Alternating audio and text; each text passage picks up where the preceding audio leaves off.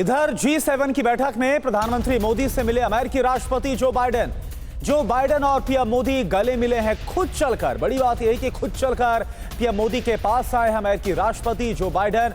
मोदी खड़े हुए और अमेरिकी राष्ट्रपति को गले लगाया। ये दुनिया में भारत के बढ़ते कद का डंका है।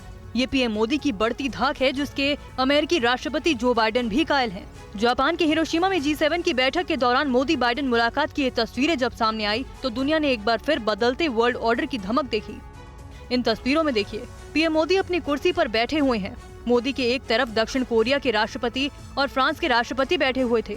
इसी बीच फ्रेम में अमेरिकी राष्ट्रपति जो बाइडेन की एंट्री होती है। वो सीधे पीएम मोदी की ओर बढ़ने लगे। पीएम मोदी ने जब बाइडेन को अपनी ओर आता देखा तो अपनी कुर्सी से उठकर खड़े हो गए। इस दौरान दोनों देशों के नेता बेहद गर्मजोशी से मिले और एक दूसरे को गले लगाया। दोनों ने एक दूसरे का हाथ थामे हुए कुछ बातचीत भी की। इसके बाद मोदी अपनी कुर्सी पर बैठ गए। बाइडेन जब वापस लौटने लगे तो इंडोनेशिया के राष्ट्रपति जोको विडोडो आकर मिले। पिछले साल जर्मनी में होने वाले G7 शिखर सम्मेलन के दौरान भी कुछ इसी तरह की तस्वीरें सामने आई थी जब बाइडेन पीएम मोदी से मिलने के लिए आए थे।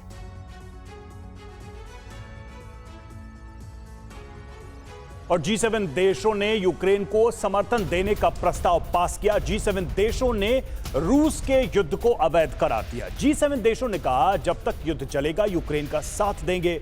रूस का युद्ध अंतरराष्ट्रीय कानून का उल्लंघन।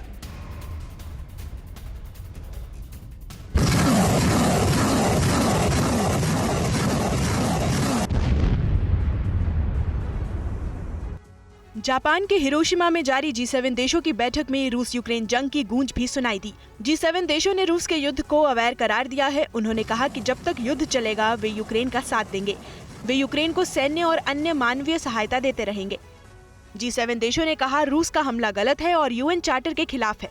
G7 देशों ने कहा कि रूसी हमला दुनिया के लिए खतरा है और इसका बाकी देशों पर असर नहीं होने देंगे।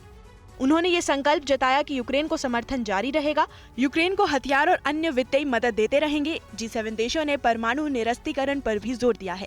इतना ही नहीं, G7 देशों ने रूस के खिलाफ प्रस्ताव भी पास किया है जिसमें यूक्रेन के खिलाफ रूस के आक्रमण की कड़ी निंदा की है। G7 में Canada, France, Germany, Italy, Japan, Britain और अमेरिका जैसे देश शामिल हैं और इस बार G7 की मेजबानी जापान कर रहा है, जबकि पिछले साल जर्मनी ने इसकी मेजबानी की थी।